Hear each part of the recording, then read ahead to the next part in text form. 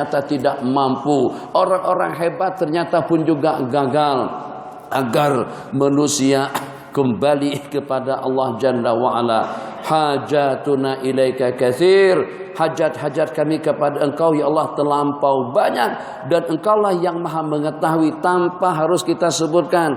Urusan kita dengan keluarga, kita dengan anak dan istri, kita dengan lingkungan, kita dengan tetangga, kita dengan masyarakat, kita dengan pemerintah, kita dengan kerajaan, ini dengan majelis agama, ini dengan jawinya, ini dengan maisnya, ini dengan jakimnya, ini dengan putra jayanya, ini dengan politiknya, ini dengan JSB-nya, ini dengan hijaunya, ini dengan birunya. Masing-masing ada problem, masing-masing ada tantangan dan juga ada cobaan dan cabaran yang dihadapi mereka. Tidak ada satu kekuatan yang mampu untuk melenyapkan segala tantangan, dan tidak ada satu kekuatan yang mampu untuk melenyapkan segala problem, segala cabaran itu kecuali Allah Jalla wa'ala.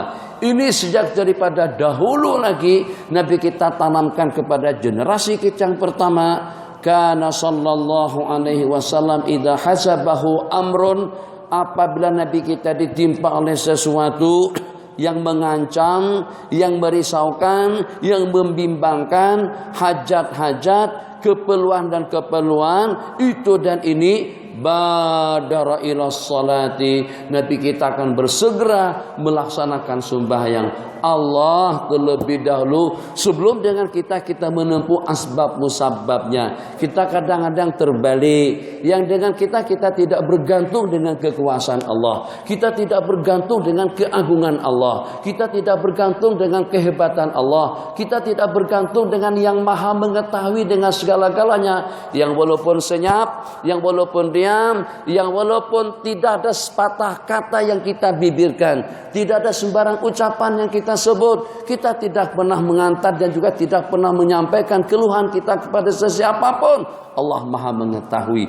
Oh, ini tentang keluarga. Oh, ini tentang utang piutang. Oh, ini tentang anak dan istri. Oh, ini tentang Petronasnya. Ini tentang mebengnya. Ini ternyata tentang usahanya. Ini dengan santrinya. Ini pondoknya. Ini bangunan pesantren yang masih belum selesai. Yang ini tunggakan yuran daripada santri-santri. Yang ini santri begaduh. Yang ini ada hubung kaitnya dengan polis. Ini ada hubung kaitnya dengan SB. Itu masalah yang kita hadapi sekarang ini. Tapi dengan kita kadang-kadang kita salah jalur. Kita tidak menggunakan jalan yang tepat. Bagaimana dengan kita sampai kepada sasaran dan target yang kalau pada itu cobaan dan ujian daripada Allah kita adukan kepada makhluk. Kamu kenapa berbuat seperti itu? Yang memberikan cobaan itu adalah aku. Aku uji kamu, aku coba kamu dalam masalah keuangan, dalam masalah keluarga. Sepatutnya kamu juga mengadu kepadaku. Cobalah insaf dan kembali kepadaku. Berikan tumpuan kepada Allah Jalla wa'ala. Kau dengan problemmu, tapi tetap dengan problemmu kau bawa problemmu ke dalam masjid. Kau bawa problemmu di waktu ibadah. Kau bawa problemmu di waktu berzikir. Kau bawa duniamu saat ketika kau berkomunikasi, berdialog, berbual-bual dengan Allah Jalla wa'ala. Mungkin di antara daripada sebab musababnya ketidakseriusan kita dalam meminta, ketidakseriusan kita dalam memohon, ketidakpastian kita dalam mengharapkan sesuatu kepada Allah, itu yang menjadi asbab Allah tangguhkan atau tidak Allah kabulkan sama sekali. Boleh sekedar perbandingan. Masuk kira-kira dalam 10, 20, 30 permintaan. Masing-masing mengambil borang untuk mendapatkan bantuan daripada Menteri Sosial atau daripada pihak kementerian. Ada dalam beberapa borang masuk minta bantuan keuangan daripada kerajaan. Maka tentu daripada pihak yang berwenang, daripada jabatan, daripada kementerian, lujnah zakat atau juga kesejahteraan akan baca dan pelajari satu persatu borang yang diajukan tadi itu. Kira-kira keseriusannya seperti apa, keadaannya seperti apa, keperluannya seperti apa, apakah memang betul-betul membinanya serius, apakah memang betul-betul berharap kepada jawatan atau itu tidak lebih daripada setakat ya kalau diberi alhamdulillah, kalau tidak pun juga tidak ada masalah, tidak problem. Jadi dengan pihak jabatan biasanya akan kaji betul apakah memang betul-betul miskin, apakah memang betul-betul berhak, apakah memang betul-betul layak, apakah kira-kira memenuhi persyaratannya. Biasanya daripada sejumlah sekian orang yang masuk tidak semuanya diterima. Nah macam itulah juga, betul-betul tak kamu berharap kepada Allah, betul-betul tak kamu meminta kepada Allah. Hajatuna ilaika katsir wa anta alimun biha wa khabir ya arhamar rahimin ya hayyu ya qayyum ya dzal jalali wal ikram. Menangis-tangis berintih-intih tengah malam. Di mana dengan hamba Allah tadi itu yang kalau seandainya saat ketika dipanggil oleh sesiapapun, tapi pada waktu yang sama dia juga disuruh oleh Allah Jalla wa'ala.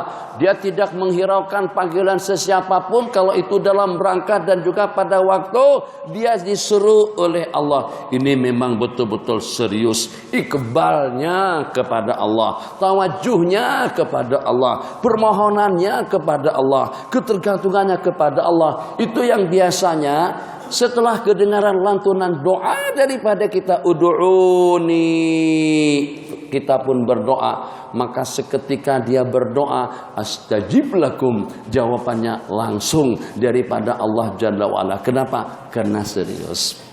Kita mintanya kadang-kadang tidak serius.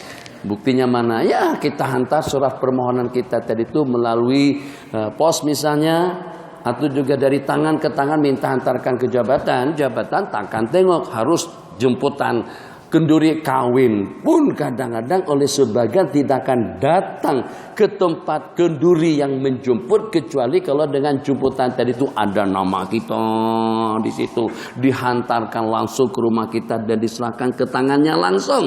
Tapi yang melalui orang-orang tak ada nama, kadang-kadang kita pun ya cuek saja, kita cuek saja, kita tak kisah, kita tak peduli, kita juga tidak hirau. Kenapa? Sebab jemputan, meminta, permohonan dan harapan kepada kita tadi itu taklah serius sangat atau tidak serius langsung. Maka seperti itulah hamba-hamba Allah Jalla wa'ala, muslimin dan muslimat yang bersama kita tadi, setelah kita melaksanakan salat hajat itu hanya sekedar untuk permulaan majlis yang kita adakan pada malam hari ini. Tapi permulaan kita dan juga dengan sembahyang hajat yang kita laksanakan bersama tadi itu kita jadikan sebagai acuan, kita jadikan sebagai panduan dalam kehidupan kita. Kalau kita ada hajat, kalau kita ada permintaan kepada Allah Jalla wa'ala, kalau kita ada sembarang keperluan, maka tunjukkan yang sebenarnya kepada Allah, yang memang betul-betul kita berharap. Assalamualaikum warahmatullahi wabarakatuh. Assalamualaikum warahmatullahi wabarakatuh. Astaghfirullahal azim alladzi la ilaha illa huwal hayyul qayyum wa atubu ilaihil Fatihah. Langsung saja derek dengan kita, langsung saja kita dengan permintaan, tanpa ada ucapan salam, tanpa ada ucapan kalam, tidak ada pendahuluan, tidak ada sanjungan, tidak ada pujian. Tuh biasanya kalau kita dengan makhluk pun cara semacam itu tidak dilayan.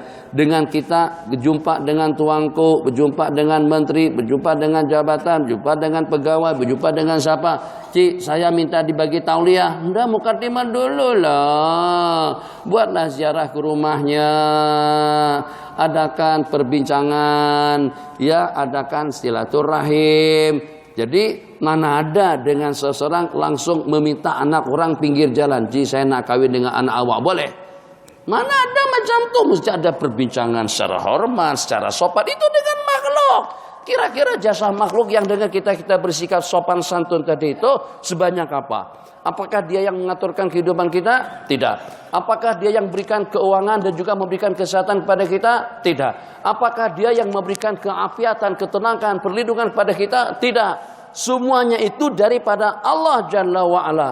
Maka di antara daripada ketaksiran, kesilapan, kesalahan, ketidaknyamanan atau kejanggalan yang kita lakukan pada waktu kita meminta sesuatu kepada Allah Jalla wa'ala selepas sembahyang. Idza nudiya lis-salati min yaumil jum'ati fas'au ila dzikrillah. Apabila kamu dipanggil dan disuruh untuk melaksanakan sembahyang Jumat, maka fas'au, berlarilah kamu untuk memenuhi seruan Allah Jalla wa'ala. Datangnya terlambat, persiapannya tak ada, mandi pun juga tidak, potong kuku, tanggalkan bulu-buluan yang tidak sewajarnya bersama kita. Sebab Allah tidak hanya melihat zahir, batin kita juga kelihatan, luar dalam kita nampak. Memang tidak ada yang tersembunyi bagi Allah Jalla wa'ala, tapi perbedaannya yang ini hormat, yang ini sopan, yang ini santun, yang ini buat persiapan sebelum pergi ke rumah Allah Jalla wa'ala. Ini untuk hari besok dia mandi. Sebelum dia mandi dia potong kukunya. Ternampak depan tuanku, mana cantik kalau kuku kita panjang. Ternampak depan makhluk kalau badannya berbau bosok. Ternampak depan makhluk kalau dengan misalnya janggutnya tidak terurus. Ternampak depan makhluk ternyata dengan dia belum beros gigi lagi, belum kumur-kumur dan istinsyak. Dengan makhluk pun kita terasa segan dan malu. Macam mana dengan sang pencipta makhluk yang pada hari Jumat kita is'au nas'a ila zikrillah, kita juga pergi memenuhi seruan Allah Jalla wa'ala. Tapi pakaian yang kita pakai pada waktu kita pergi ke office, penampilan kita pada waktu kita dengan urusan, keadaan kita yang bercelaru dengan itu dan ini. Kenapa mandi? Kenapa potong kuku? Kenapa tanggalkan bulu-buluan? Kenapa berpakaian serba putih? Kenapa berwangi-wangian? Kenapa pergi awal? Kenapa duduk? Kenapa bagi tumpuan? Nabi kita bersabda wadana, dan mendekat dengan mimbar. Sebab orang tadi itu ada 1001 masalah. Bukan dia saja, semuanya ada masalah. Ayo, siapa yang bebas daripada masalah? Utang piutang, hampir semuanya ada utang piutang. Tuh, kereta belum selesai lagi, rumah belum selesai lagi, peti ais belum selesai lagi, kiwai kawin, mungkin juga mahar kemarin tuh hantara masih belum selesai lagi dengan pak mertua. Banyak masalah-masalah yang kita hadapi. Tapi pada waktu kita datang ke rumah Allah Jalla wa'ala, pada saat kita menghadap, dia perbedaannya menghadap dengan makhluk, kita kena paparkan, kita kena cerita, kita kena sebut ini, oke? Nah, silahkan Cik, fadhal. Keluhannya akhir-akhir ini saya kadang-kadang kalau pada waktu tidur macam mana kadang-kadang rasa gelisah, susah tidur. Dan juga kalau pada waktu buang air tak pernah puas. Kadang-kadang pada waktu buang air kencing mengarah ke sana dan kemari, yang ke timur tengah, yang ke selatan, yang ke utara, yang ke barat dan lain sebagainya. Kita cerita dulu kan? Jadi pakas itu dengar. Oke. Jadi biasanya kalau waktu lagi nak tidur ada rasa sakit kah di hari-hari? Tadi dia usul balik, dia istifsah, dia tanya dulu tentang keluhan kita tadi itu. Itu kalau pada waktu dibawa masuk GIA 34, itu pada masa tekan minyak tuh langsung spontan terlarinya, atau gonjang-gonjang dulu.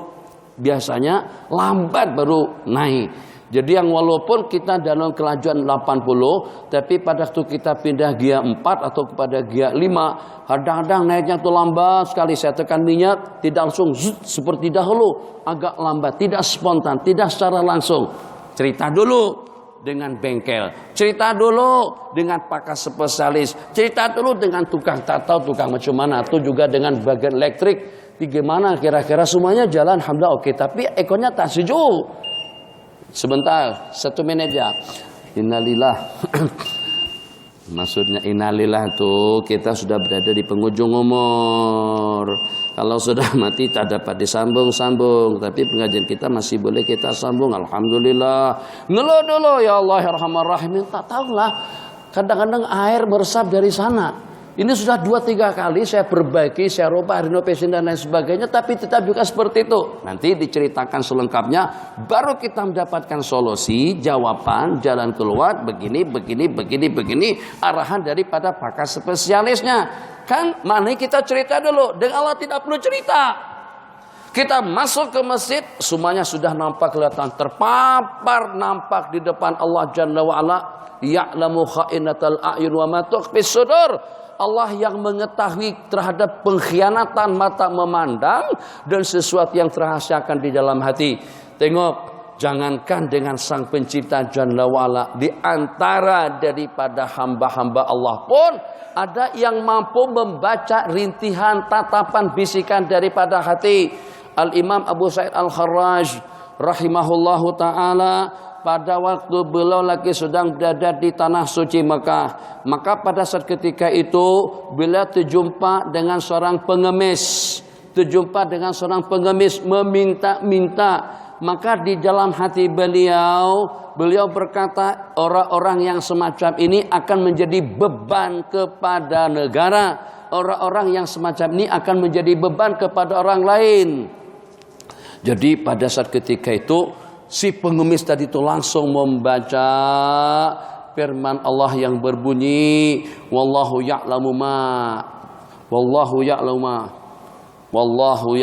ma tusirruna wa ma tu'linun. Allah Maha mengetahui segala sesuatu yang kau rahasiakan dan yang kau nampakkan. Dia pun terperanjat. Maksudnya awak jangan cakap macam-macam dengan aku. Allah Maha mengetahui. Ya'lamu kha'inatal a'yun wallahu ya'lamu ma fi anfusikum fahdharuhu. Kata si miskin tadi itu, saya ulang kembali. Orang begini dalam hati, dia tak cakap, dia tak kata awak ini buat orang susah saja. Kerjalah, jangan mengemis-ngemis macam tu. Dia tak cakap macam tu. Dalam hatinya, orang begini ini menjadi beban saja kepada orang lain. Kata dia, wallahu ya'lamu ma fi anfusikum fahdharuhu. Allah Maha mengetahui sesuatu yang berbisik, sesuatu yang ada di dalam jiwa, raga, diri kalian, maka waspadailah. Maka dengan dia pun dalam hati, astagfirullahaladzim, aku minta ampun ya Allah, sampai aku memperkatakan atau juga melakukan satu perkara yang tidak sepatutnya aku lakukan. Astagfirullahaladzim, aku betul-betul berbuat kesalahan kepada orang ini karena aku memperkatakan kata-kata semacam itu kepadanya di dalam hatiku. Apa kata dia? Wa huwallazi yaqbalu taubata an ibadi. Allah lah yang menerima taubat daripada hamba. Masya Allah, tabarakallah. Taubat dalam hati pun dia tahu orang tadi itu sudah menyesal. Itu makhluk kerdil bang. Bagaimana kalau dengan Allah Jalla wa'ala, kalau kita tidak mengadu, kalau kita tidak mengeluhkan, kalau kita tidak mengadukan, kalau kita tidak menyampaikannya kepada Allah Jalla wa'ala pun Allah Maha mengetahui. Maka agar bagaimana hajat-hajat kita tadi, problem-problem kita, cabaran hidup, tantangan hidup, itu kita mendapatkan solusinya, penyelesaiannya daripada Allah, insya Allah pada pusingan selepas azan isya dikumandangkan. Azan terlebih dahulu. Wallahu a'lam.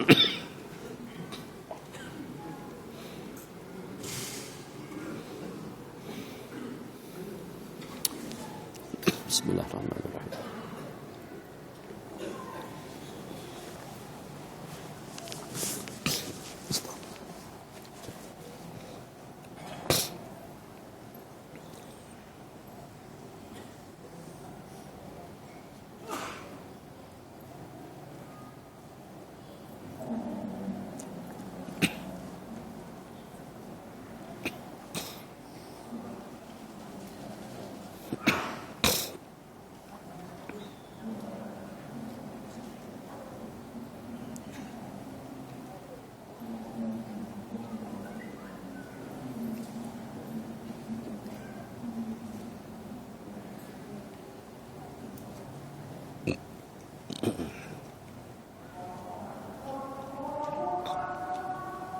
Allahu Akbar, Allahu Akbar.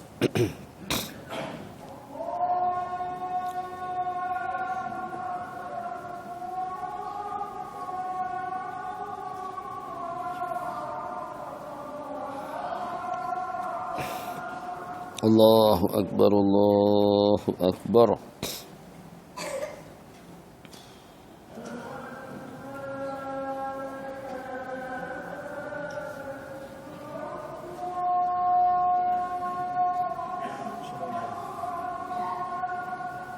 أشهد أن لا إله إلا الله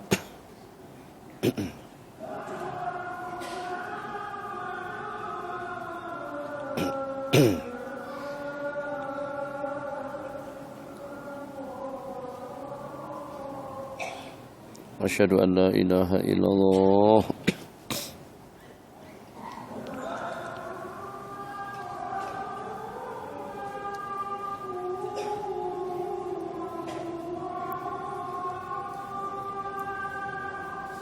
أشهد أن محمد رسول الله صلى الله عليه وسلم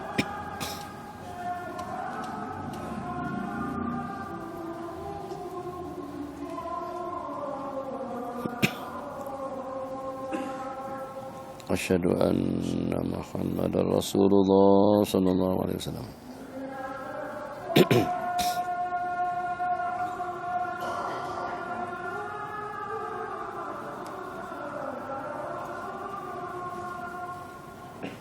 لا حول ولا قوة إلا بالله العلي العظيم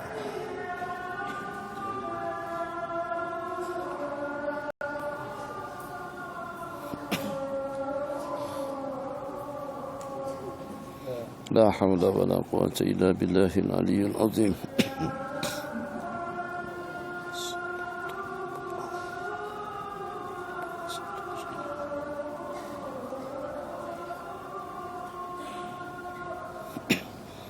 لا حول ولا قوة إلا بالله العلي العظيم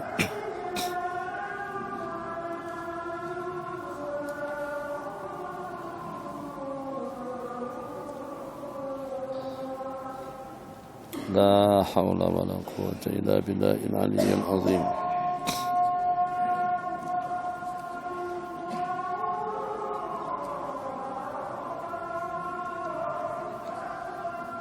الله أكبر الله أكبر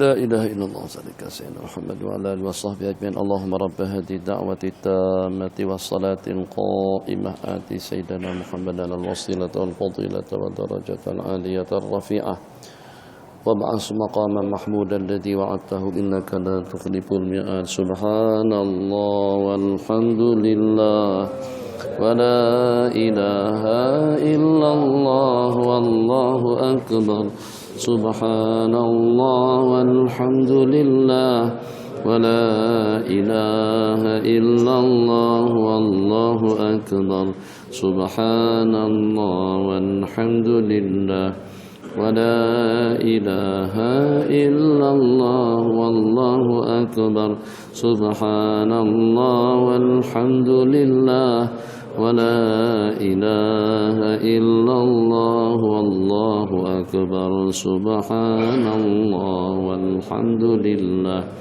ولا إله إلا الله والله أكبر سبحان الله والحمد لله ولا إله إلا الله والله أكبر بسم الله الرحمن الرحيم الحمد لله وصلى الله على سيدنا محمد بن عبد الله وعلى آله وصحبه ومن سار على نهج إلى يوم الدين أما بعد. Untuk membuat perbandingan perumpamaan sederhana supaya dengan kita dapat memahami kuliah, muhadharah, majlis perjumpaan kita pada malam hari ini. Katakan saja dengan salah seorang daripada kita melamar satu pekerjaan, yang dengan pekerjaan tadi itu ternyata yang melamarnya bukan setakat 1, 2, 3, 4, 5 anak orang. Matikan handphone, bukan disimpan. Dia seperti yang saya sebut tadi itu, Allah akan bocorkan sesuatu yang kita rahasiakan, yang walaupun kita berupaya untuk menyembunyikannya. Tadi pihak masjid katakan matikan handphone, Anda tak matikan, dia bunyi dia bunyi sendiri. Berarti Anda curang, khianat, tidak jujur dalam pergaulan Anda dan muamalah kita dengan Allah. Saya nak mengarah ke sana nanti. Jadi supaya abang kalau masih juga dengan handphone silahkan keluar, yang pakai kopiah hitam. Kembali, fokus pada perbincangan. Tak nak dengar, tak kisah. Tapi saya nak fokus betul dengan pembicaraan yang ingin saya sampaikan. Yang mudah-mudahan tadi, karena kita tadi sama-sama melaksanakan salat hajat, kita nak buat pertanyaan kepada diri kita masing-masing. Daripada subuh, zuhur, asar, maghrib, isya. Maghrib, isya kita berjamaah. Subuh berjamaah tak? Zuhur berjamaah tak? Asar berjamaah tak? Daripada subuh, zuhur, asar, maghrib, isya, apakah dengan zikir-zikirnya terbaca dengan baik? Apakah dengan bacaan-bacaan juga dengan amalan yang sepatutnya kita laksanakan, sebagaimana dengan kita merapikan yang pada waktu dengan kita menyajikan satu hidangan makanan, kita lengkapi dengan segala perlengkapannya, pinggannya, garpunya, camcanya, sudunya, pisaunya, buah-buahannya, gulainya, nasnya lengkap, komplit dan cukup. Macam tu tak kira-kira sajian ibadah yang kita persembahkan kepada Allah, yang itulah bekalan untuk kita pergi kepada Allah Jalla wa'ala. Ternyata qabliyah dan ba'diyahnya kurang. Ternyata zikir tasbih dan tahmidnya tak ikut. Ternyata selepas sembahyang mengantuk. Ini diantara daripada problem yang sedang kita hadapi. Allah bangunkan kita tengah malam. Allah bagikan peluang kepada kita untuk kita melaksanakan sembahyang duha. Allah bagikan kemudian kita untuk kita beramal secara istiqamah. Allah bagikan kemudian kepada kita untuk kita berzikir. Tiap tuntutan waktu dan tempat ada bacaannya. Yang pada waktu kita depan cermin, yang pada waktu kita makan dan minum, yang pada waktu kita duduk, yang pada waktu kita di masjid, kita menuju tandas atau masuk ke dalam tandas, kita dengan istri, kita dengan keluarga, kita akan keluar. Semuanya ada ketentuan-ketentuan hukum hakam Allah Jalla wa'ala, dengan ketentuan hukum hakam yang pertama dan juga dengan bacaannya yang kedua. Kira-kira kalau kita buat pertanyaan secara detail semacam itu, yang mana yang sudah dibaca, yang mana yang sudah teramalkan, makan minum dengan adab-adabnya, apakah senantiasa selalu dengan kita menggunakan yang memang sepatutnya kita gunakan. Masih banyak di kalangan tuan, manjang, makluk, mati, makan, minum menggunakan tangan kiri. Kenapa Allah tak bagi hidayah kepada kita untuk kita menggunakan tangan kanan di waktu kita makan dan minum dan juga dalam keseharian kita? Besok hari Jumat, tuntutannya Petronas kadang-kadang boleh berbangga. Kenapa? Karena dengan Petronas baju hijaunya kita pakai, Maybank ikut Black Pomnya, macam tu juga dengan sumpama KLIE, atau juga dengan pramugari dengan pesawatnya, itu dengan masnya, itu dengan Garudanya, itu dengan Asianya. Masalah tabarakallah, hampir tidak pernah kita melihat Asia pakai baju biru atau juga memakai baju kuning, dan juga tidak pernah kita melihat sebaliknya dengan sumpama Malindo bajunya putih. Tak pernah kita tengok Malindo pramugari dengan pramugaranya memakai baju hitam. Tapi dalam berapa ramai kita tidak ikut aturan Allah pada waktu kita datang ke masjid. Memang itu sunnah. Siapa yang mewajibkan pramugari itu berpakaian warnanya orange? Tidak ada yang mewajibkan. Hanya syarikat saja yang mensyaratkan seperti itu. Tapi ternyata ketetapan makhluk kita patuhi, tapi tidak demikian kita dengan ketentuan daripada Allah Jalla wa'ala. Ada yang kukunya masih panjang, ada yang dengan kumis misai janggutnya tidak terurus, ada yang dengan bulu ketiaknya tidak tercabut, ada yang tak dan mandi, ada yang tak berwangi-wangian, ada yang duk nyendar sana, duk nyendar di situ, tak kisah tentang perbualan apa, pembicaraan apa yang sedang dibicarakan oleh khatib. Kenapa berlaku bermacam-macam kejanggalan seperti itu? Nabi kita kata mendekat, abang sekedar misal saja, tidak ada tujuan untuk memperi atau juga untuk memandang sinis dan juga untuk menghinakan. Tampil depan makhluk, sampinnya tidak ketinggalan, songkok hitamnya sangat kemas dan rapi, tampil dengan kalar pakaian yang diinginkan oleh pihak yang mengundang kita ikuti arahan. Jadi kita pakai baju Melayu, Masya Allah tabar semuanya, yuk kita pakai baju batik, semuanya tik. tapi Jumat kita tidak ikut black bomb yang telah ditentukan, yang dianjurkan oleh Sayyiduna. Kenapa ya Allah sampai kami tidak boleh patuh? Kenapa ya Allah dengan saya tidak boleh bangun subuh? Kenapa ya Allah aku sampai tidak boleh berzikir? Kenapa ya Allah hatiku tidak khusyuk? Kenapa ya Allah aku tidak boleh menangis? Kenapa aku tidak boleh beramal dengan amalan sunnah? Kenapa daya ingatanku jadi lemah? Sampai sekarang sosial aku belum lagi hafal Yasin. Habis bagaimana dengan kita tidak memberi tumpuan kepada bacaan yang kita baca?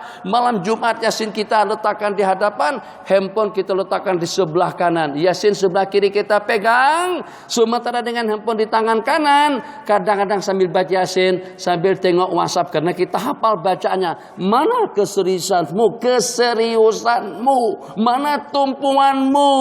Dan juga mana ta'zim dan hormatmu kepada Allah Jalla wa'ala. Akhirnya Allah tak pedulikan kita, tidak hiraukan kita. Awak datang tidak datang ke masjid, itu tidak urusan. Kamu boleh istiqamah tak istiqamah, tidak urusan, itu tidak problem. Kamu bangun tak bangun, sedar tak sedar, insaf tak insaf, nakkan hukum tak nak hukum, aku juga tidak peduli, sebab kamu tidak memberikan tumpuan kepadaku. Aku sang pencipta, aku yang memberikan segala-galanya, nikmatnya, kekayaannya, hartanya, kesehatannya, 3 unsur yang kalau tanpa salah satunya dengan kita akan mati. Yang pertama itu dengan makanan, yang kedua itu dengan minuman, yang ketiga itu dengan pernapasan. Masya Allah tabarakallah, dalam lama mana kita boleh bertahan tanpa makanan, lama mana kita boleh bertahan tanpa minuman, lama mana kita boleh bertahan tanpa pernapasan. Untuk pernapasan karena kita perlukan tiap detik dan juga pada tiap waktu, itu dengan udara yang tidak ada batasannya. Karena dengan itu asbab kehidupan, Allah bagikan 2/3, 70% daripada permukaan bumi ini ternyata daripada laut, daripada air. Supaya untuk keperluanmu yang pertama, tanaman, pohon-pohonan, keperluan Anda agar kamu hidup, Anda tanam akan aku hidupkan, Anda tanam akan aku tumbuhkan, Anda tanam akan aku berikan kesuburannya, bertunas, berbunga, berbuah, matang, masak, nikmati. Tapi dalam waktu yang sama kau juga harus memberikan tumpuan. Coba kalau ada salah satu daripada 3 nikmat tadi itu yang Allah bagikan secara tidak betul, mungkin tidak berbuah, air mengandung racun, udara ada yang mencemarkannya, itu bagaimana kita bernapas? Akhirnya kita pakai menggunakan alat tuping hidung atau apalah dengan bahasanya, karena pencemaran udara. Dulu pada masa ada SARS, pada waktu ada penyakit, yang penyakit babi atau apa namanya, pas malam tuh yang masa kita pakai masa masuk, H1N1, betul H1N1. Yang walaupun ada cerita tentang obat apa segala macam, direka itu cerita lain lah. Tapi yang secara pastinya kita sudah pakai tuping hidung. Adanya H1N1, Allah takut. Itu baru berita yang tidak dapat dipastikan dan tidak pasti kita akan tercemar. Tapi kalau memang betul-betul Allah cemarkan cuaca kita, macam mana kita bernapas? Allah cemarkan air, macam mana kita minum? Akan keracunan. Jadi mudah-mudahan kita dapat memahami hajat-hajat yang telah kita laporkan tadi kepada Allah Jalla wa'ala. Kalau perumpamaan yang saya nak sebut, kalau saat ketika orang yang kita tamu duduk, silahkan. Ini melamar, katakan saja gajinya taruhlah dalam 5.000-an RM.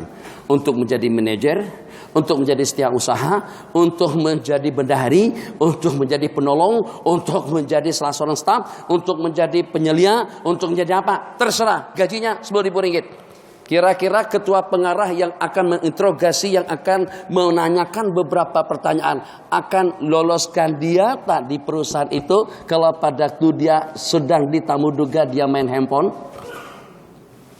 Tak tergama kita haji, kita cari kerja yang lain lah. Ini anak apa begini nih, sambil ber-SMS-an, sambil minta di tamu duga. Anci dulu ada pernah pengalaman kerja di bank atau gimana? Ya. Sebentar Ji ya, sebentar. Kata dia sebentar kak kita. Wallahualam, nah, kecuali kalau ada yang punya pertimbangan lain akan menerima orang semacam itu. Kalau kita rasanya kita tak akan terima. Nah, kalau kamu saja tak akan terima dia, macam mana kau berharap dengan aku kabulkan hajat permintaanmu? Sedangkan kau tidak memberikan tumpuan kepadaku, kau masih dengan WhatsAppmu, kau masih dengan SMSmu, kau masih dengan duniamu, kau masih dalam politikmu, kau masih juga dengan Facebookmu, kau masih dengan duniamu, ngok-ngok, ak-ak, masuk ke dalam masjid. Wajar kalau Allah tidak pedulikan kita, karena kita cemarkan rumah Allah. Abang masih muda lagi, ingat yang ini insya Allah ada berkat dan juga ada faedahnya. Handphone ini peralatan yang cukup besar manfaatnya, tapi dia tidak boleh kacau kita pada waktu beribadah. Dia tidak boleh ganggu sembahyang kita, dia tidak boleh ganggu zikir kita, dia tidak boleh ganggu komunikasi kita dengan Allah, dia tidak boleh mengganggu ketenangan dan kehusuan kita pada waktu kita berbual-bual, pada waktu kita meminta dan memohon kepada Allah. Demi Allah, kalau memang kita betul-betul tawajuh bagi tumpuan, hari Jumat besok kita dipanggil, kalau perlu kita tinggal di rumah saja, kalau tak tinggal di rumah pun letakkan dalam kereta, tapi jangan di atas, nanti hilang. Wah, masalah pula, nanti ada yang pecah cermin kereta kita, problem pula. Jadi kalau masukkan ke dalam lacinya atau letakkan di bawah kaki itu di manakah tempat duduk situ, supaya tidak ada yang cam. Kalau tidak, tengok Samsung Galaxy 5, oh 3.000, atau iPhone misalnya, oh ini 3.500. Dah senang saja, ambil satu biji batu besarnya macam ini, plong ke cermin kereta, pecah. Ambil 3.500, alhamdulillah, kata maling, kata pencuri. Masya Allah, tabarakallah. Itu bukan begitu maksudnya. Yang saya maksudkan, begitu kita masuk ke rumah Allah Jalla wa'ala, sudah keluar dah. Ini urusan rumah tangga, ini urusan anak dan istri, ini urusan ingatan dan hafalannya, tahfiz dengan hafalannya. Hafal yang di sini, lupakan yang sana. Baca yang itu, lupakan yang sini. Kenapa kita tidak mempunyai daya ingatan? Nanti jangan dipijati dia. Kalau dia lenguh, biarkan dia lenguh, tapi tak payah urut-urut dia. Biasakan tahfiz juga duduknya beradab, kamu juga duduk elok, cantik, bersila, sopan. Kalau sudah pakai sorban seperti itu guru, itu mesti duduknya sopan, santun, tak bersimbang, tak urut mengurut, pijat memijat dan lain sebagainya. Beda kalau pada waktu kita di rumah nih, kita pada waktu lagi sedang berada di masjid, di belakang kita tuh ada Pak Long, ada Fatih, itu semuanya orang-orang yang seusia dengan orang tua kita. Di samping kita sekarang sudah jadi tetamu Allah Jalla wa'ala, maka bagaimana dengan kita pada waktu kita berada di rumah Allah, kita dalam keadaan sopan santun. Betul-betul kalau Allah tengok kita, kalau seandainya ada malaikat yang Allah perlihatkan kepada kita detik-detik kita sekarang, kita tidak ada rasa segan dan malu. Boleh tak semacam itu? Satu saja, kita yakin seyakin-yakinnya dengan iman yang tidak ada bimbang dan ragunya, sekarang ini ada dalam berapa puluh ribu malaikat yang berkerumun bersama kita di dalam majelis ini. Yakin tak? Tapi ramai yang masih belum yakin. Sehingga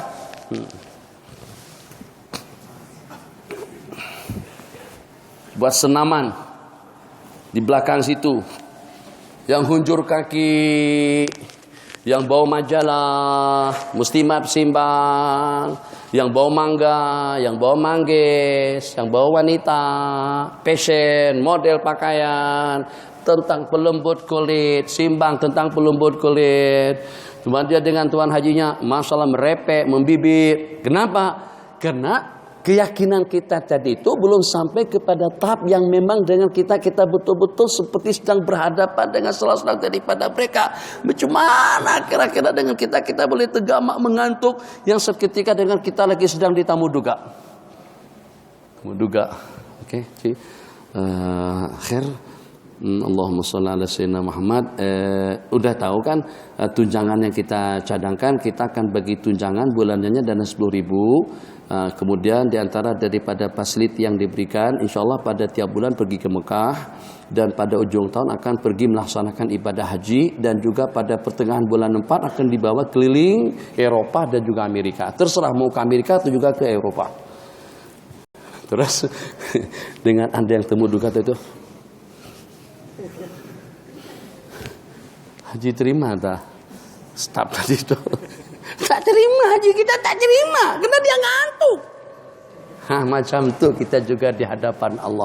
Kalau pada waktu kita di atas katil, atas tilam, tidur, tak kisah. Tapi di masjid jangan. Waktu sembahyang jangan, waktu berzikir jangan, waktu baca yasin pun juga jangan. Kenapa? Sebab karena kita mengharapkan sesuatu daripada Allah yang paling utama sekali. Keampunan, maghfirah, rahmat, maghfirah yang mampu untuk mensejahterakan dan menenangkan hati dan pikiran kita.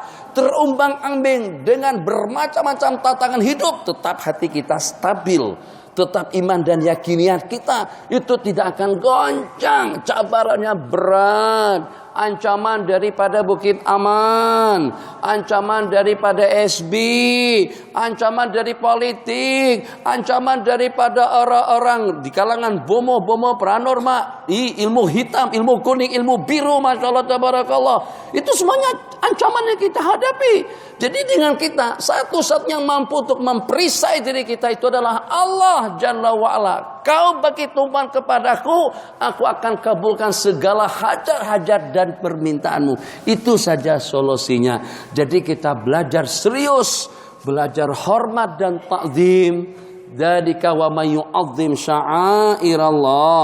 Yang demikian itu terhadap orang-orang yang memuliakan dan yang mengagungkan syiar-syiar agama Allah Jalla wa ala. Masya Allah, tabarakallah. Kalau kita konsentrasi, fokus hati kita hanya kepada yang satu. Di saat kita sedang berada di rumah Allah Jalla wa ala, Allahu Akbar. Seperti kita lagi sedang dilihat, seperti kita lagi sedang berhadapan. Sebagaimana kita pada waktu kita nak dilihat, kameramen dah isyarat 10, 9, 8, 7, 6, 5, 4, 3, 2, 1. Assalamualaikum warahmatullahi wabarakatuh. Ada assalamualaikum warahmatullahi wabarakatuh? Enggak ada. Kenapa? Sebab kita depan kameramen. Tuh, nanti siaran langsung live daripada TV 10 atau daripada TV Hijrah kah, TV Nabawi kah, terserah tuh dengan TV yang mana satu. Live, siaran langsung. Ini kita di rumah Allah siaran langsung ditatap oleh semua malaikat-malaikat Allah yang berkerumun bersama kita sekarang ini. Maka kita akan jaga pergerakan kita, hati kita, pemikiran kita, rencangan kita, cadangan kita. Kalau Allah tengok memang betul-betul tulus, ikhlas untuk mendapatkan keridhaan Allah. Kalau memang betul-betul tumpang kita kepada Allah, Masya Allah, tabarakallah. Yang walaupun berat ujiannya, tapi kita sabar. Yang walaupun berat ujiannya, tapi kita tabah. Yang walaupun berat ancamannya, tapi kita tidak keluh resah. Tetap hati kita stabil. Subuh, salatu khairum minan nam. Mudah, ringan, selesa, nyaman, begitu nyamannya, begitu selesanya, begitu cergasnya dengan kita memakai pakaian untuk kita menuju rumah Allah Jalla wa'ala. Seakan-akan seperti kita berjalan di atas angin. Untuk kita gerakan BMW, untuk kita gerakan Alphardnya, untuk kita gerakan Lexusnya, untuk kita turunkan Lamborghini-nya. Rasanya seingat saya belum pernah lagi tengok ada Lamborghini depan masjid, ataupun juga ada dengan seumpama Ferrari. Kalau Alphard insya Allah sering tengok. Kalau BMW insya Allah, Mercedes S-Class pun juga insya Allah. Hummer jarang-jarang. Kalau Hummer mungkin zaman dahulu. Tapi kalau dengan jenis Lamborghini, Ferrari, itu kita belum pernah ternampak. Tak problem yang walaupun jauh seperti apa, tetap saja dia gunakan kereta mewahnya tadi itu untuk memenuhi seruan Allah Jalla wa'ala. Qalbuhu mumtali'un bil iman. Hatinya betul-betul penuh dengan iman dan yakin. Masya Allah, tabarakallah. Duit tak banyak mana, tapi senantiasa dijemput oleh Allah. Kedudukan tak tinggi mana, tapi senantiasa berzikir dengan khusyuk. Pangkat tahta tak ada, tapi tengah malam dia boleh bangun. Senantiasa mulutnya basah mengingat Allah. Kita cemburu dengan orang-orang yang semacam itu. Kenapa? Orang tadi itu dicintai oleh Allah Jalla wa'ala sebab karena dia orang yang dekat. Secara pasti kalau kita berbuat baik kepada sesiapapun, persembahannya bagus, penampilannya bagus, lagunya bagus, dan juga pergerakannya bagus, lakonannya bagus, akan ditonton oleh orang ramai. Tuh, Amitabh Bachchan, satu, Shahrukh, Amar Khan, atau film-film Jackie Chan. Kenapa ramai penggemarnya? Kenapa ramai penontonnya? Sebab kita perhatikan betul dalam belakon itu tidak kaku. Berkelahi itu seperti betul-betul berkelahi. Kita kadang-kadang menumbuknya tuh bunyinya plang, bunyinya plang, tapi tak ada tumbukan yang kelihatan serius, itu tidak ada. Jadi penontonnya tak ramai mana. Kelas dunia kita jauh ketinggalan. Yang untuk tontonan orang Melayu tak apa. Tapi begitu bersaing festival film kita jauh ketinggalan, tidak terpilih. Tengok dengan film-film Amerika, tengok dengan film sampai bakar itu, bahkan yang walaupun yang dibakar itu tidak lebih daripada mungkin motor kecil aja, kereta kecil aja, menanda yang hak benaran. Ala kulli hal, tapi nampak kelihatan serius, nampak kelihatan betul. Itu pada masa mereka buat film, selepas itu mereka tahu aja paham aja lakonan yang tampar benaran. Tapi apa seperti betul-betul ditumbuh sama dia, betul-betul ditampar. Akhirnya penontonnya ramai. Penampilan, persembahan, konsep, Maui, Hijaz, Siti, siapa-siapa. Wah, Masya Allah, Tabarakallah. Penggemarnya ramai sekali. Kenapa? Sebab mereka mempersembahkan yang terbaik. Lakonan yang baik, penampilan yang baik, lagu yang baik. Hidup ini bagai lampu dinding. Kalau seandainya ada serak-serak sedikit, hidup ini bagai lampu dinding, itu penonton dah balik dah. Tak ada lagi yang sampai ke penghujung. Kenapa? Sebab persembahannya tidak elok. Permainan Maradona, kenapa jadi dikenal? Ronaldo, Messi sekarang ini katanya sampai 5 tahun berturut-turut terpilih sebagai pemain bola sepak yang terkenal, yang terbaik dunia. Memang baru-baru ini adakan pertandingan dia yang mencetak 2 gol, dia yang menangkan kesebelasannya, disukai, disenangi. Begitu dunia menilai. Macam itu juga penilaian Allah kepada kita. Kamu tampil sopan, kamu khusyuk, kamu tadabbur, kamu disiplin, kamu gemas, kamu rapi, kamu elok, kamu bagus, pun juga akan mendapatkan yang seumpamanya. Kesehatannya Allah aturkan, kehidupannya Allah aturkan, politiknya Allah aturkan, ekonominya Allah aturkan. Dia bukan hanya setakat dengan mulut yang bercakap, tapi dengan perilaku, perangai, dan kehidupan daripada individu itu sendiri. Maka yang walaupun mungkin dengan topik yang tidak jauh berbeda, tapi mungkin dengan penyampaian yang ada sedikit perbedaan dengan redaksinya. Bagaimana besok ini tazkirah wa dzakir fa inna dzikra tanfa'ul mu'minin.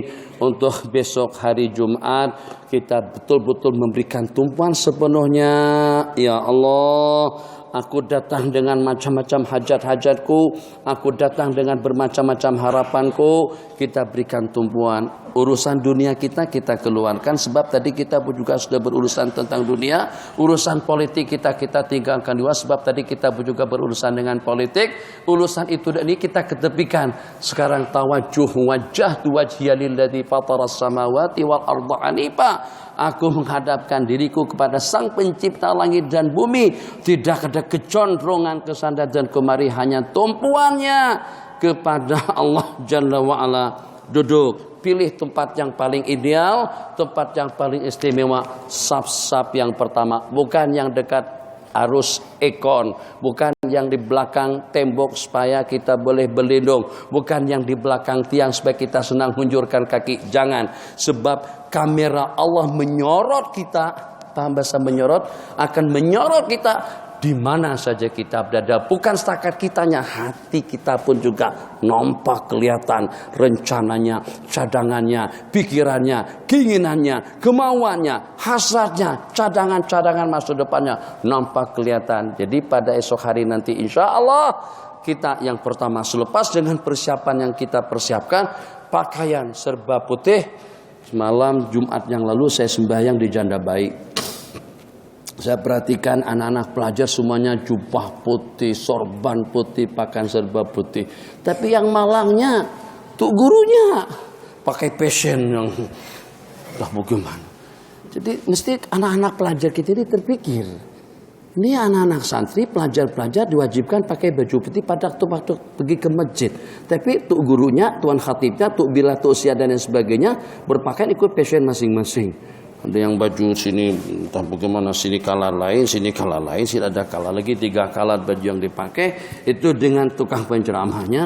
Jadi akan membingungkan mereka apakah kira-kira amalan sunnah dengan berpakaian serba putih pada hari Jumat itu untuk budak-budak pelajar tapis atau tuntutannya kepada kita yang sudah dewasa. Itu satu. Setelah kemas rapi tadi itu dana dalam hadis 5 yang Nabi kita sebutkan. Ini penutup, nanti kalau ada sebarang soalan dipersilakan. Man ghassala waghtasal. Hadis yang kita baca kemarin di Bukit Beruntung, barang siapa memandikan dan mandi. Nah, abang, adik-adik tak termasuk dalam urusan ini. Ghassala artinya memandikan. Mandikan siapa?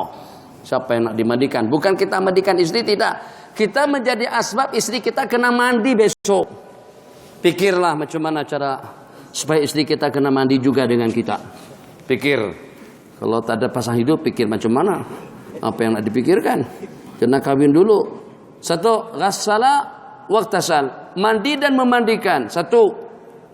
Kemudian yang kedua, wabtakara wabakara wabtakar.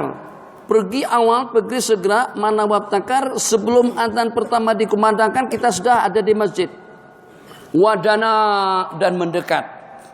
Mendekat saf-saf pertama dekat mimbar supaya kita boleh bagi tumpuan kepada isi khutbah akan disampaikan khatib besok yang sudah dikonsepkan sama pihak-pihak tertentu. Dana mendekat dengan mimbar. Wa ansata wastama, dengar dan memberikan tumpuan. Yang agak berat sedikit, wa masya walam yarkab, jalan kaki dan tidak berkendaraan. Oh, ini susah sedikit. Jalan kaki mana boleh jalan kaki, ya Allah. Kereta ada 5 biji di depan rumah, takkan kita jalan kaki pergi ke masjid, mesti kita akan buat salah satunya. Kalau tidak tuh kita naik motor. Tak apalah, mungkin maksud hadis itu jalan kaki bagi orang yang larat, yang sudah tak larat, tak apalah naik motor, tak apalah naik kereta. Ya Allah, ya Allah, Arhamar Rahimin. Bagikan kami janji-janji yang dijanjikan yang walaupun tidak memenuhi syarat-syaratnya. Yang diantara daripada syarat-syaratnya masya walam yarkab. 1. Mandi memandikan, kita mandi sedikit, kita juga mandi berarti jima. Supaya boleh konsentrasi. Coba tengok, pahami bahasa hadis ini.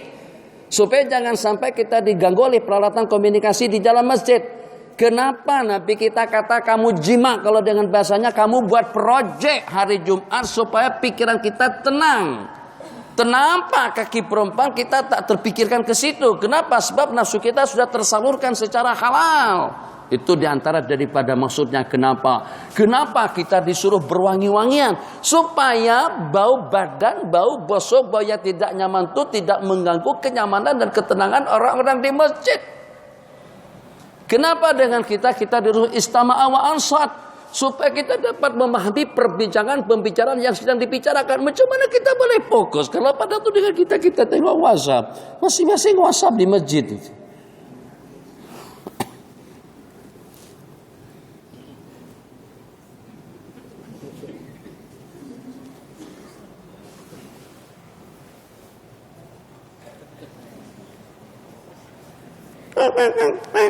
Masuk sana. Nanti ada belasan panggilan. Ya. Anak di masjid nih, Anda di masjid. Nanti. Tak masalah lah kita makan nasi kerabu kan nasi dagang, kata masalah nih. Ya. Anak lagi di masjid nih. Ini khatib lagi sedang semangatnya nih. Itu tentang JSB, tentang JST pembicaraan yang dibicarakan. Ya. Tuh kita di masjid kita macam itu. Jadi hadis tadi itu kenapa disuruh kita insat tumpuan? Sebab karena ada satu habuan yang Allah nak bagikan kepada kita. Semuanya ini akan bankrupt dan akan menangis di jalan kuburnya. Nabi kita bersabda, baik, mulia, hebat seperti apapun, kalau dengan qutbul aktar sekalipun tetap akan menangis. Kenapa aku tidak dapat meningkatkan amal ubudiyahku kepada Allah Jalla wa'ala. Kalau yang taksir, kalau yang tidak keru-keruan ubudiyah dan pengabdiannya kepada Allah, itu pasti dan pasti. 1. Mandi memandikan berarti jima. Kemudian yang kedua pergi awal. Kemudian yang ketiga tidak melangkah bahu-bahu orang yang duduk dan tidak memisahkan antara dua berteman. Kemudian yang keempat berjalan tidak berkendaraan. Kemudian yang kelima dana mendekat kepada imam, usahakan untuk berada di saf-saf yang pertama, jangan pilih saf yang belakang mudah keluar. Justru kalau untuk dengan Allah utamakan pilih yang terbaik dan yang teristimewa.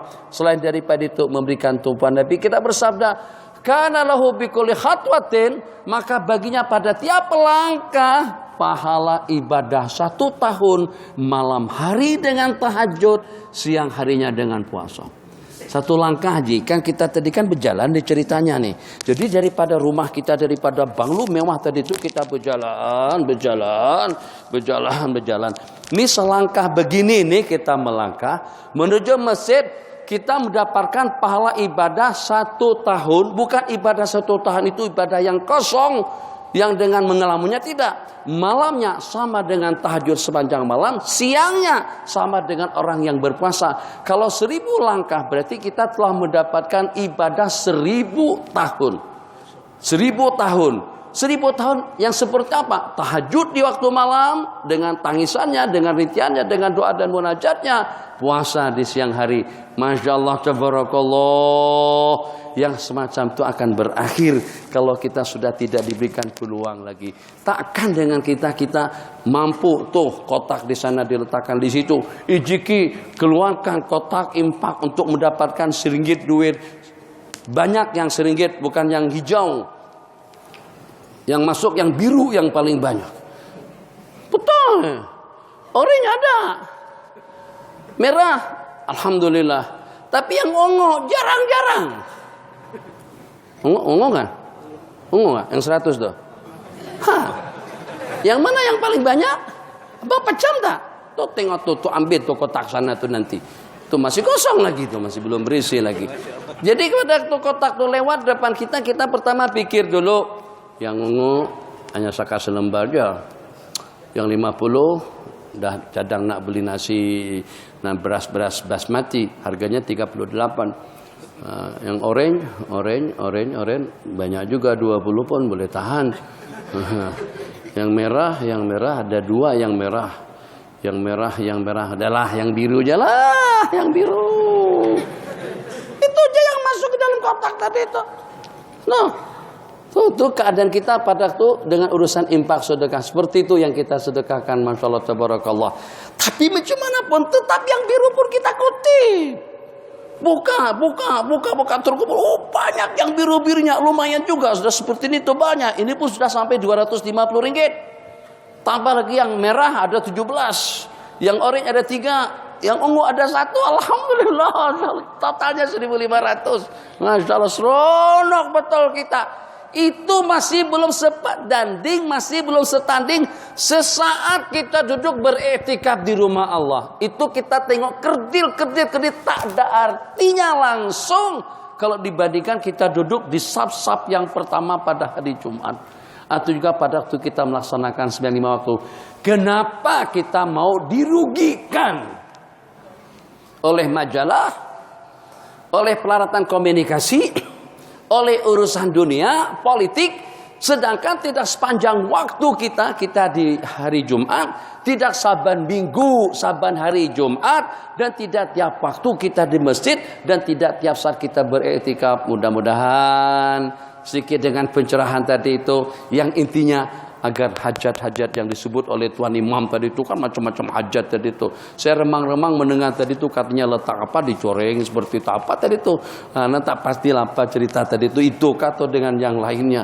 Jadi kita doakan agar mereka itu dapat petunjuk dan hidayah, dan sebelum kita doakan mereka, kita juga dapat petunjuk dan hidayah sehingga kita dapat beramal dengan satu poin penting yang saya sebutkan tadi itu, fokus, konsentrasi, tumpuan kita. Kalau Jumat yang akan datang, malam Jumat kita baca Yasin, jangan sampai ini mengganggu bacaan kita, mengganggu komunikasi kita dengan Allah Jalla wa'ala, agar kita dilihat, diperhatikan, diatur dan ditata, hajat-hajat kita dikabulkan, penyakit-penyakit kita diangkat, problem dan tantangan kita terelak dan terlindung.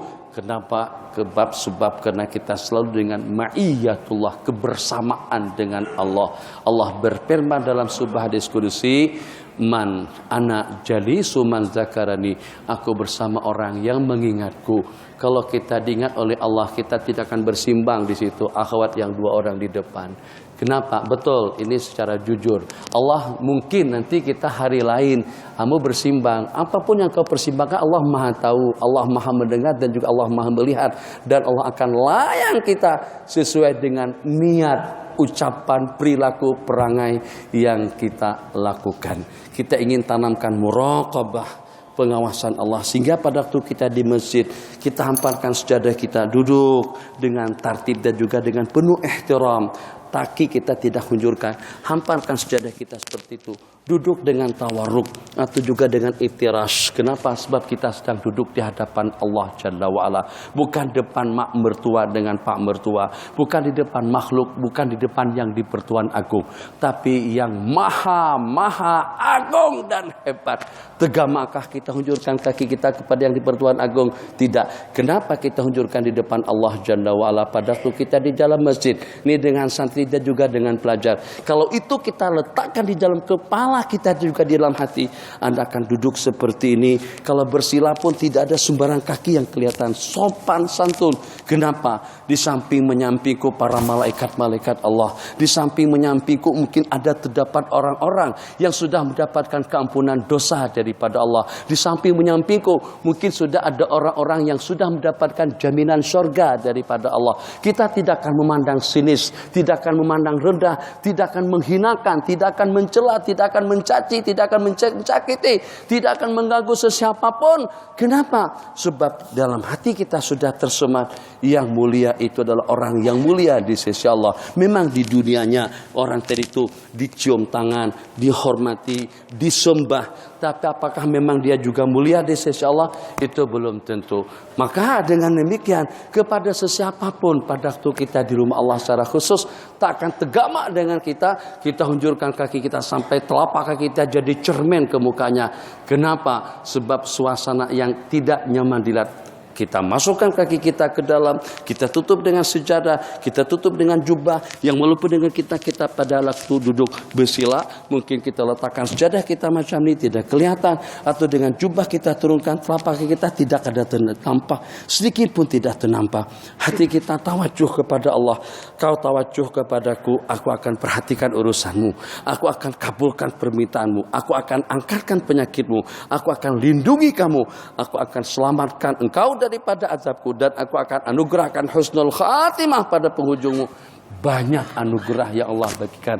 Itu semuanya dambaan dan keinginan yang kita inginkan. Mudah-mudahan sedikit maklumat pencerahan yang semacam yang saya sampaikan tadi itu akan membuat kita lebih pening, konsentrasi, fokus di waktu kita menjadi tetamu Allah Jalla wa'ala. Hada wabillahi taufik. Yang ada sembarang soalan dipersilakan dalam 1, 2, 3 pertanyaan. Silah. Allah. Waalaikumsalam warahmatullahi wabarakatuh.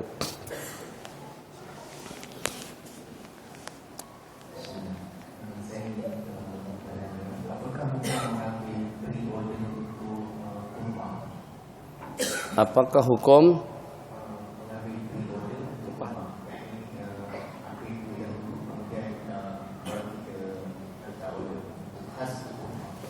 untuk tamar? Untuk buah tamar. Jadi kita bayar dulu, hantar duit dulu, baru barang kita hantarkan.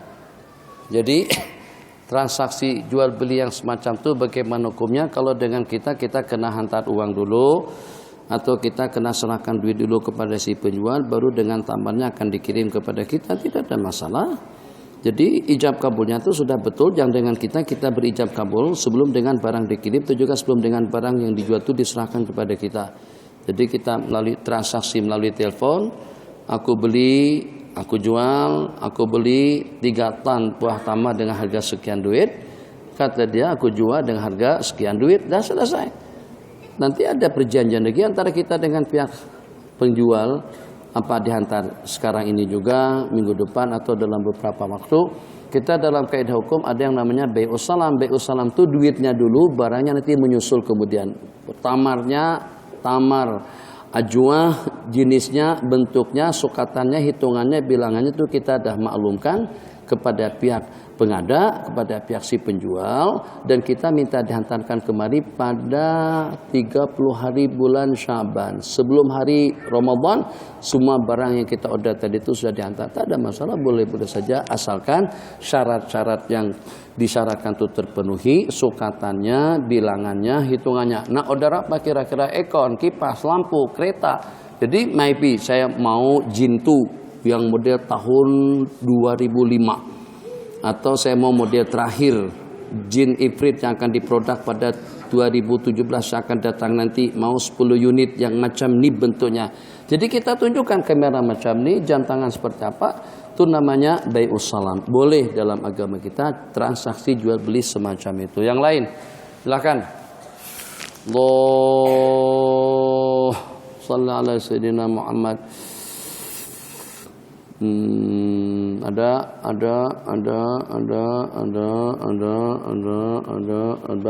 bang, tak ada. Allahumma shalli ala sayyidina Muhammad. Oke.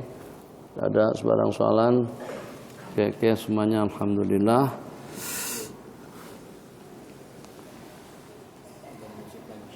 Soalan berkenaan dengan hadis fadilah, hadis yang tentang Jumaat tu. Kalau dia datang dengan berkendaraan, macam dia dapat fadilah. Mudah-mudahan dari pusingan taya tu lah. Mudah-mudahan lah. Kan jalan kaki dah tak larat berjalan, tua seperti tak apalah. Kalau budak-budak ni jalan kaki oke aja. Siap tak jalan kaki? Ya kalau tak jauh mana. Tapi kalau jaraknya sampai 2-3 km lenguh juga. Jadi sebelum sampai ke masjid orang dah balik dah. Lebih elok dengan kita naik kendaraan, guna motor juga naik kereta daripada kita sampai masbuk. Jadi yang pada intinya itu ada mujahadah, ada kesungguhan daripada kita, sehingga kalau sampai dengan berjalan kaki pun tetap juga kita pergi. Diriwayatkan Sayyiduna Al-Husain ibni Ali radhiyallahu ta'ala anhuma itu sejumlah tidak kurang daripada dalam 25 kali beliau berjalan kaki daripada Madinah ke Mekah. Dari Madinah ke Mekah untuk melaksanakan ibadah haji. Haji berjalan kaki selama 25 kali. Ya walaupun kita tahu berkendaraan lebih afdal, maka saat ketika beliau ditanya kenapa, wahai cucu baginda Rasul sallallahu alaihi wasallam, jadi kata beliau, aku merasa sopan dan merasa segan dan malu kepada Allah saat ketika aku datang menuju rumah Allah itu dengan berkendaraan. Aku merasa lebih sopan dan juga merasa lebih selesa kalau pada saat ketika aku tuh menunjukkan kekerdilan dan kelemahanku pada waktu aku pergi menuju rumah Allah Jalla wa'ala. Jadi seperti yang tadi itu, kalau seandainya kita ada sembarang keuzuran, insya Allah mudah-mudahan kalau tidak dapat setahun pun 6 bulan oke lah, pahala 6 bulan misalnya.